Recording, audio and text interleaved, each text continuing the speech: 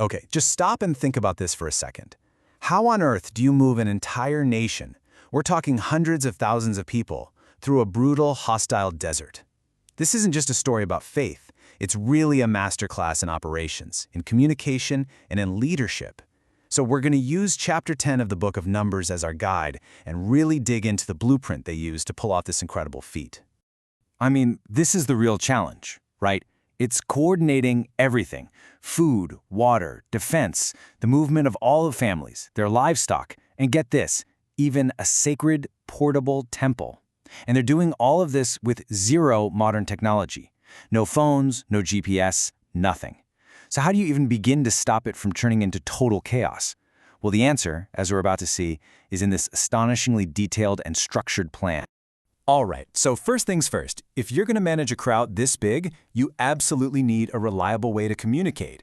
You can't exactly send out a group text or, grab a megaphone. Whatever the solution was, it had to be super simple, loud enough for a massive crowd to hear, and completely, 100% unmistakable in its meaning.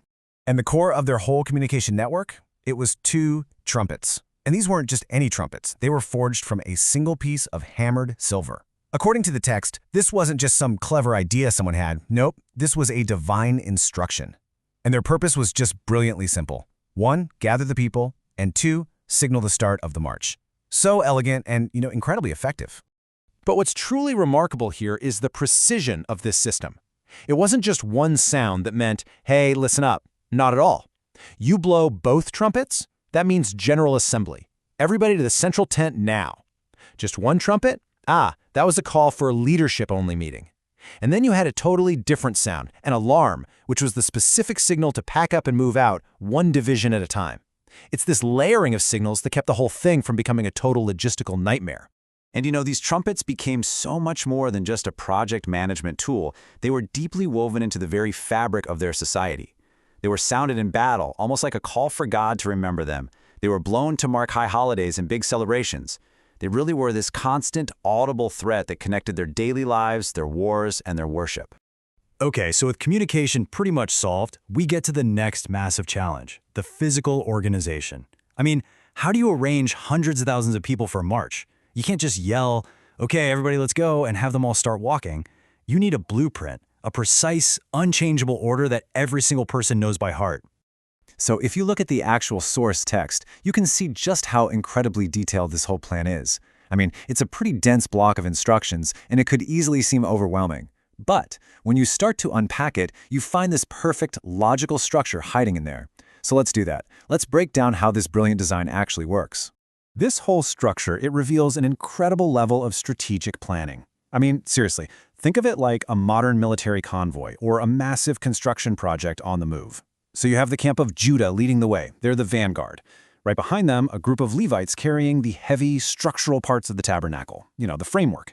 Their job? To get to the next campsite early and start setting up. Then, after another whole division of tribes for protection, you get the next group of Levites, and they're carrying the most sacred objects from the sanctuary. This is just pure logistical genius.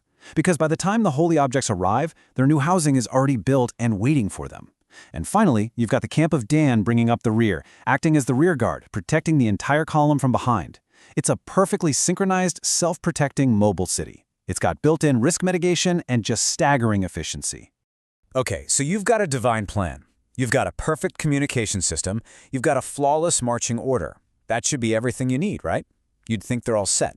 But the text introduces this really fascinating human element, a moment that shows that even the absolute best plans still require practical, on-the-ground expertise.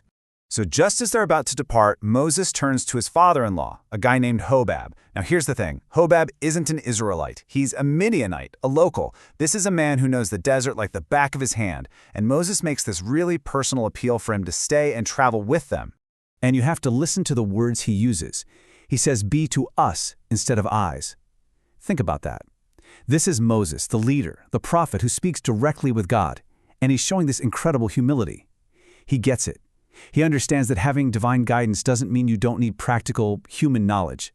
He needs someone who knows where to find water, where to find shelter, where the safe places to camp are. And the crucial point here, the big takeaway, is that great leadership recognizes its own limitations and actively goes out and finds the expertise it needs from others.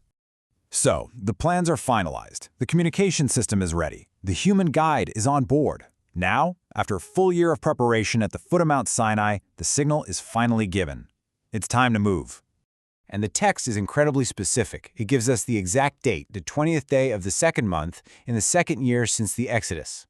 The supernatural cloud that signals God's presence, which had been resting on the tabernacle, it lists. And that is the ultimate green light. The journey officially begins.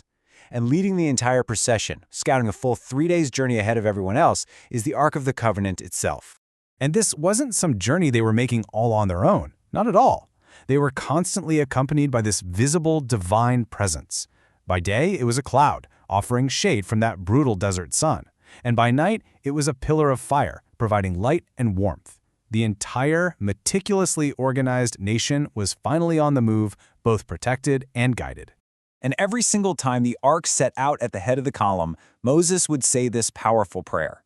And it's not just a polite request, it's a declaration of purpose. It's a battle cry. It's a call for divine protection as they head out on their journey into the complete unknown. So when you look at an ancient text like this, it becomes clear it's way more than just a historical account, right? It's a timeless case study in leadership and logistics. And it kind of raises a question for all of us today, in our own complex projects, in our companies, or even just in our personal journeys. How well are we designing our own blueprints for success? Do we really value clear communication, a logical structure? And maybe most importantly, do we have the humility to know when we need a guide to be our eyes?